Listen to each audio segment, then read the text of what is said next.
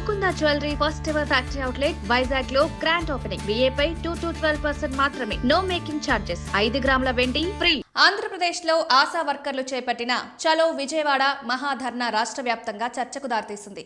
గ్రామీణ పట్టణ ప్రాంతాల్లో ప్రజా ఆరోగ్య సేవలకు కీలకంగా పనిచేస్తున్న ఆశా వర్కర్లు తమ సమస్యల పరిష్కారం కోసం విజయవాడలో భారీగా నిరసన చేపట్టారు. ప్రభుత్వం తమ శ్రమను గుర్తించకుండా మొండి వైఖరి అవలంబిస్తోందని కార్మిక సంఘాలు తీవ్రంగా విమర్శించాయి. గర్భిణీలు, బాలింతలు, చిన్నారుల ఆరోగ్య సంరక్షణలో ఆశా వర్కర్లు ముఖ్యమైన పాత్ర పోషిస్తున్నారు.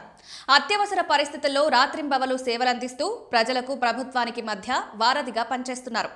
అయితే ఇంత కీలక బాధ్యతలు నిర్వహిస్తున్నప్పటికీ వారికి సరైన వేతనం, ఉద్యోగ భద్రత కల్పించడం లేదని ఆవేదన వ్యక్తం చేస్తున్నారు. ప్రస్తుతం ప్రభుత్వం అమలు చేస్తున్న డిజిటల్ విధానాలు ఆశా వర్కర్లపై మరింత పనిభారాన్ని పెంచాయని యూనియన్ నేతలు తెలిపారు. రోజుకో కొత్త యాప్లో సమాచారం నమోదు చేయాల్సి రావడం వల్ల ఫీల్డ్ పనితో పాటు డేటా ఎంట్రీ పనులు కూడా చేయాల్సి వస్తోందని, కానీ దానికి తగిన సదుపాయాలు, ప్రతిఫలం ఇవ్వడం లేదని వారు పేర్కొన్నారు. ఆశా వర్కర్లకు కనీస వేతనం 26,000 అమలు చేయాలని, కమ్యూనిటీ హెల్త్ వర్కర్లకు ఇస్తున్న 4,000 పారితోషికం చాలా తక్కువని కార్మిక సంఘాలు విమర్శించాయి. ఎమ్మెల్యేలు, ఎమ్మెల్సీలు తమ జీతాలు పెంచుకోవడానికి చూపే చొరవ ప్రజల ఆరోగ్యం కోసం పనిచేసే ఆశా వర్కర్ల విషయంలో ఎందుకు కనిపించడం లేదని నాయకులు ప్రశ్నించారు.